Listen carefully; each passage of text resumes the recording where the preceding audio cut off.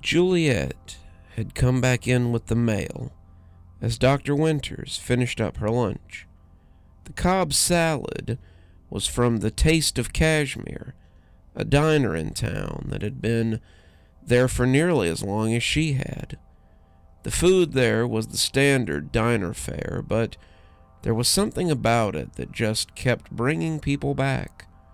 The translucent strips mixed amongst the roughage was an addition on her part, and they were the very tasty remnants of Douglas Marsh's childhood trauma.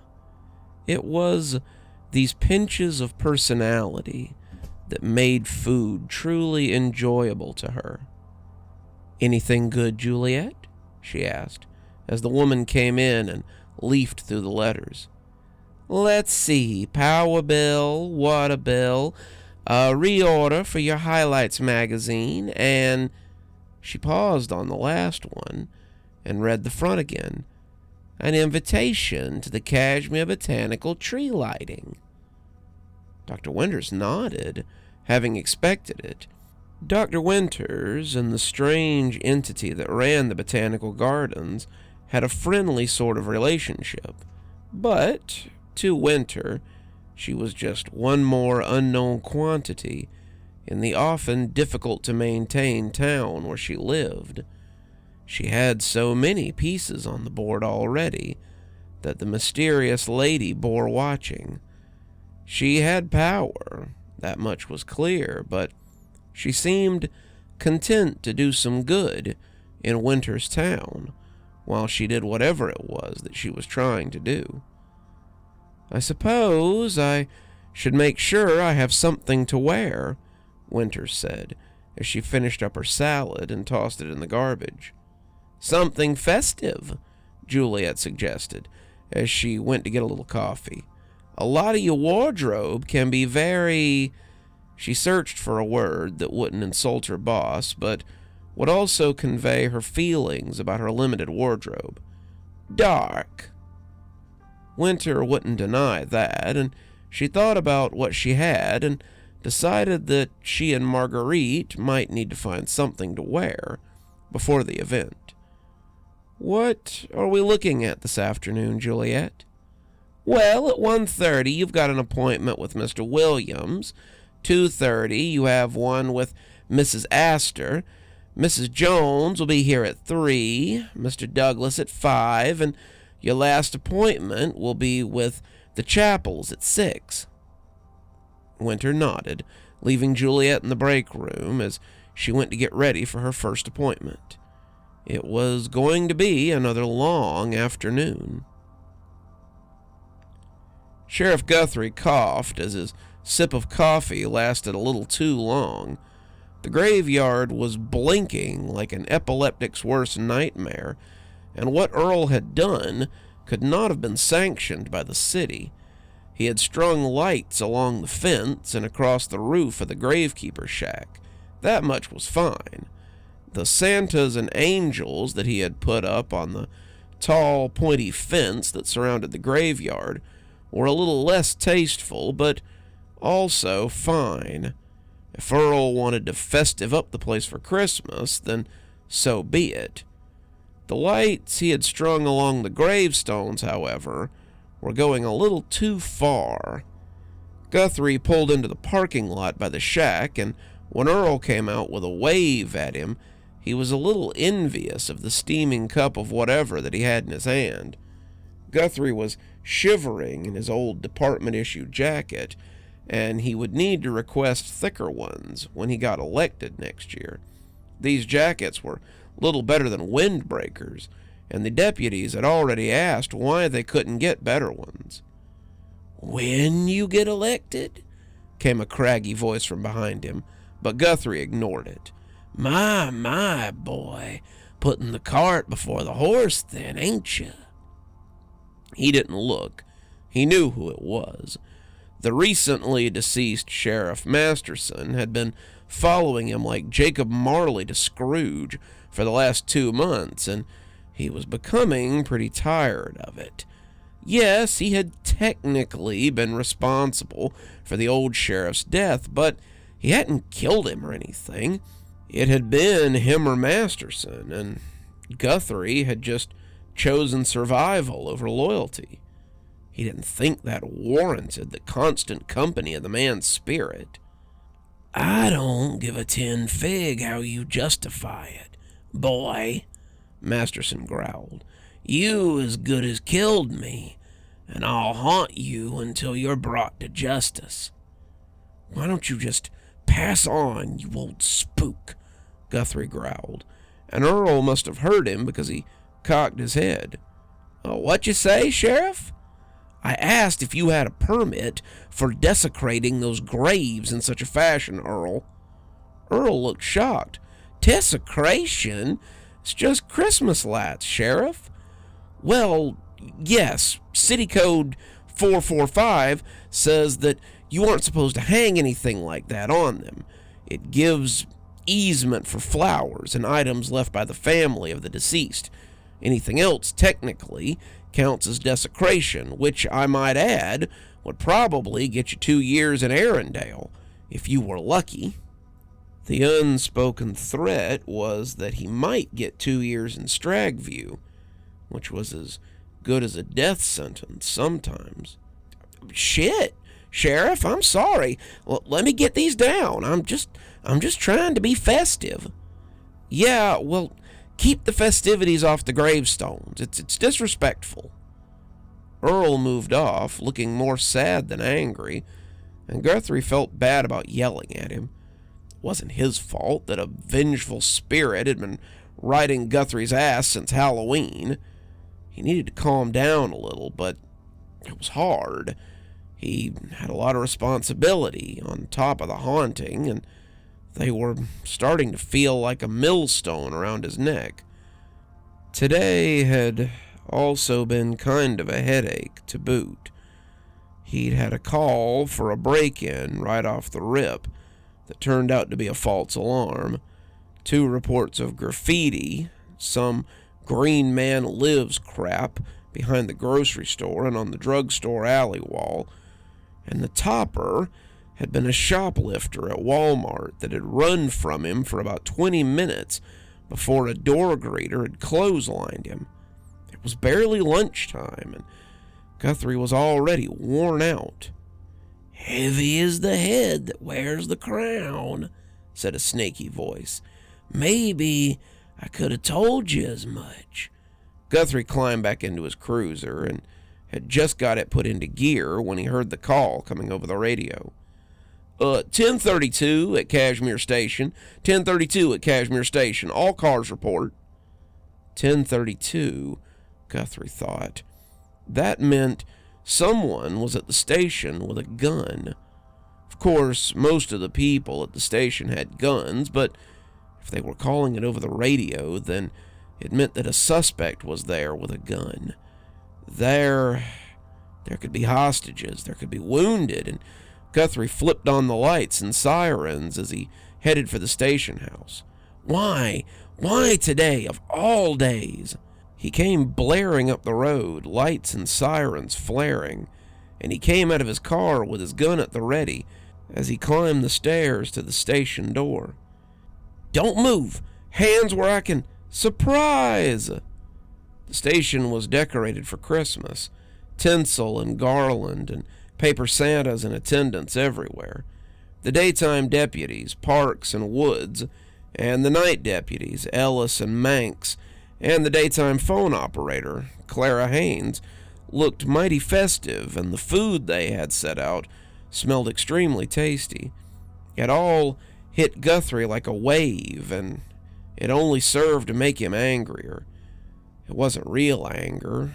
Most likely it was surprise that was slipping closer to frustration, but he let it spill out like water from an overflowing toilet onto the people who were smiling like they had pulled off something special. "What in the blue hell do you think you're doing?" Guthrie spouted, their smiles slipping a little. "It's a Christmas party, Sheriff," Clara said. "Then why didn't you just say that? Why did you call a code over the public bandwidth?" The deputies looked at each other. clearly not understanding, and that made Guthrie all the angrier. "You called a 1032. Do you know what that means?" The gun was still in his hand, and Guthrie had to work very hard to get it back in the holster before he did something stupid. "A 1032? Wood said. "That's the emergency code, Sheriff. We just wanted you to come back for emergency orders." 1032, Guthrie said through gritted teeth, "is for gunmen. And you just called and told me there was one right here in the station. How many times have I told you to learn your codes and not play around on the radio? How many times have I talked about playing around on the public bandwidth?" "Sheriff, we just..." "No," Guthrie said. "No, I need you to do better. I need all of you to do better." Guthrie shook his head and headed for his office, not being in the mood for any kind of party. "Sheriff, why not come and..." Carla asked, but he shook his head. "Enjoy your party. I'm not going to be good company right now." The door closed behind him like a denouncement, and the old ghost in his head chuckled as he dropped into the chair behind the large mahogany desk. "Heavy is the head," he chuckled, and Guthrie lit a cigarette as he got to the paperwork. He had too much on his plate already. "Do we really need one of these in the visitation room?" Assistant Warden Strauss chuckled as he watched the inmates setting up the usual collection of decorations, the boxes around the tree they had cut down near the old work release building. Strauss liked to see the inmates in high spirits, as this detail undoubtedly was. Happy inmates were less likely to hang themselves or stab each other, and that caused a lot less problems for him. "Warden, we have this conversation every year, as I assume you had with A.W. Coontz before me.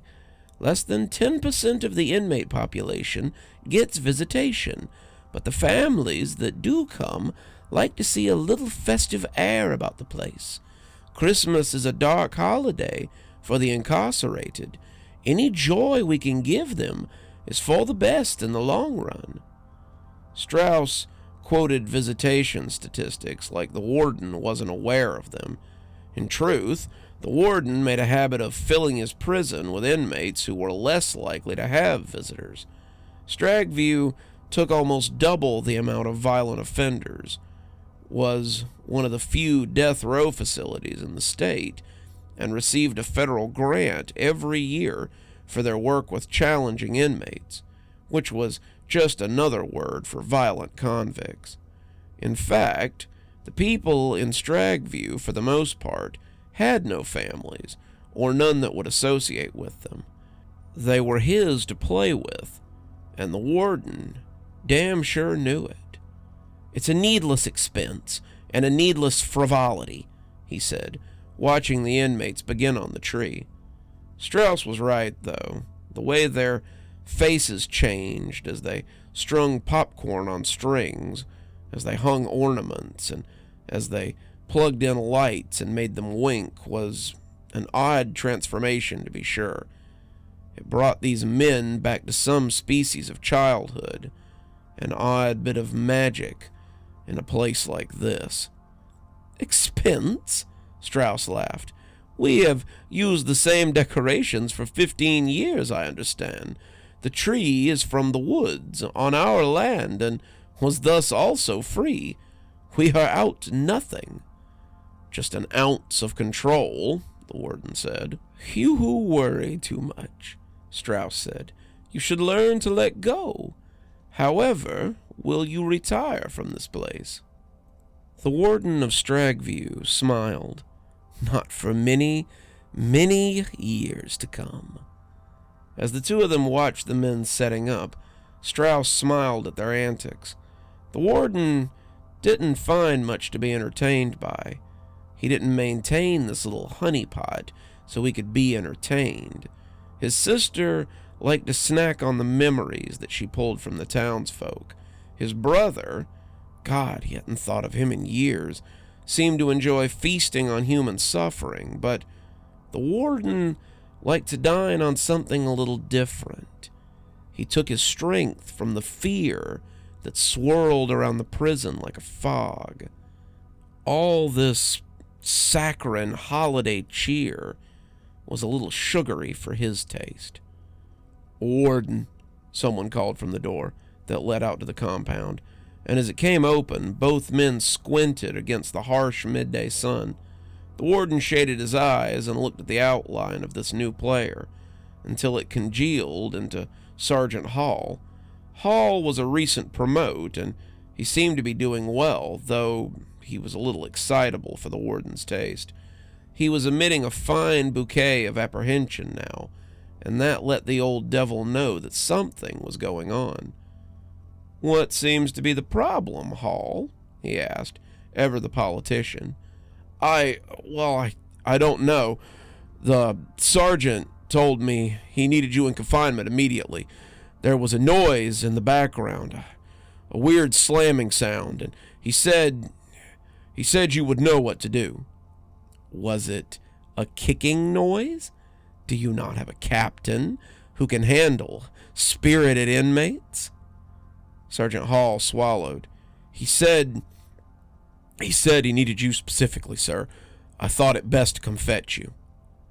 The warden turned to A.W. Strauss and shrugged. "It seems that duty calls. Can you handle this festive detail on your own, Assistant Warden Strauss?" "Of course," said Strauss, "unless you need me to come with you." "No need," the warden said, heading for the door with Sergeant Hall in tow. "I have no doubt that this is just some misunderstanding." "You're still here. Thanks for stopping by. Dr. Plague here. Always a pleasure to see all my new and old viewers coming by for another one of my spooky tales. If you'd like to support the show, you can always take part in one of our channel offers through Fume or Aura, or you can just click on another video when they come up. I'd really appreciate it. For our newer viewers, we also have lots of playlists and other things if you'd like to get caught up. I know some of my series have been going on for quite a while. If you'd like to get my latest book, there's a link down below that'll take you to my Amazon page. Towesey Homestead just came out, so if that's something you'd like to get your hands on, go ahead and have a look down there. If you'd like a signed copy, you can go ahead and email me from my email address on the site, and I'll get with you about shipping information and ship you a signed copy. If you'd like to support the channel in a more monetary fashion, we also have membership through YouTube, and we've got a Patreon that you can get the information for in the description. We have lots of tiers and everything to suit your needs. Patrons that support on the $10 tier, that's our Ghostly Reader tier, get a book anytime I write one, signed and on their doorstep.